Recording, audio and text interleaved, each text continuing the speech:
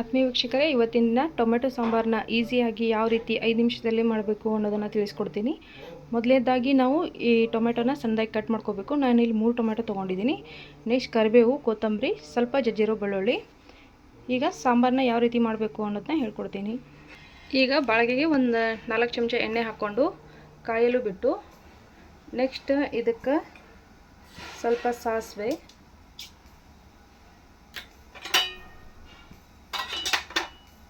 ಇದು ಸ್ವಲ್ಪ ಚಟಪಟ ಅಂದಮೇಲೆ ಇದಕ್ಕೆ ಸ್ವಲ್ಪ ಜೀರಿಗೆ, ಅಂದರೆ 1 ಸ್ಪೂನಷ್ಟು ಹಾಕ್ಬೋದು, ಎರಡೂ. ಇದು ಕಾದ್ಮೇಲೆ ಇದು ಈ ಥರ ಚಟಪಟ ಸಿಡಿದ ಮೇಲೆ ಇದಕ್ಕೆ ಸ್ವಲ್ಪ ಹಿಂಗೆ ಹಾಕ್ಕೋಬೇಕು.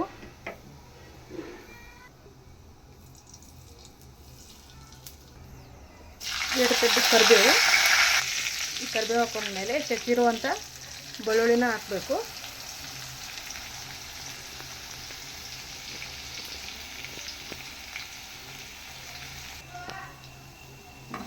ಇದನ್ನ ಸ್ವಲ್ಪ ಬಾಡಿಸ್ಕೊಂಡು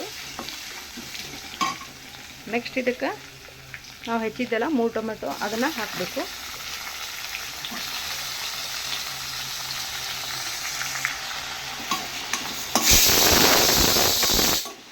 ಹೀಗೆ ಕಲಿಸ್ಕೋಬೇಕು.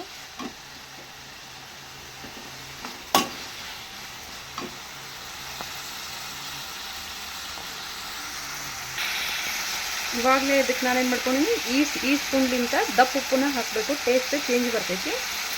ಈ ಉಪ್ಪನ್ನ ಹಾಕ್ಕೊಂಡು ಇದಕ್ಕೆ ಈ ಅರ್ಧ ಸ್ಪೂನ್ ಅರಿಶಿನ ಹಾಕಿ ಇದನ್ನ ಕಲಿಸ್ಕೊಂಡು ಇಡಬೇಕು ಒಂದು 10 ನಿಮಿಷ.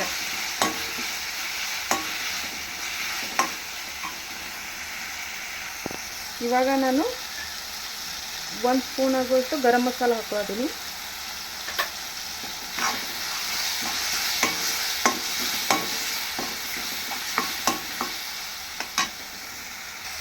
ನಾನಿಲ್ಲಿ ಸಾಂಬಾರನ್ನ ತೆಳುವಾಗಿ ಮಾಡೋದ್ರಿಂದ ಇದಕ್ಕೆ ನಾನು 2 ಚಮಚ ಖಾರ ಪುಡಿನ ಹಾಕ್ಕೊಳಕತ್ತೀನಿ. ನೀವು ನಿಮ್ಮ ಮನೆಯೊಳಗೆ ಎಷ್ಟು ಖಾರ ತಿಂತೀರಿ ಅನ್ನೋದ್ರ ಮೇಲೆ ನಿಮ್ಮದು ಸಾಂಬಾರು ಡಿಪೆಂಡ್ ಆಗ್ತೈತಿ. ಹಾಗಾಗಿ ನೀವು ನೋಡಿಕೊಂಡು ಹಾಕ್ಕೋಬೋದು.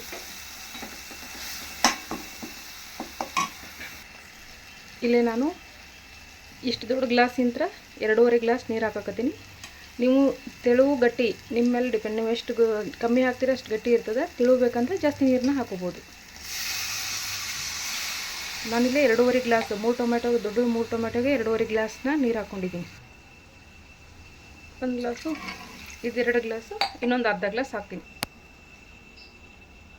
ಅರ್ಧ ಗ್ಲಾಸ್.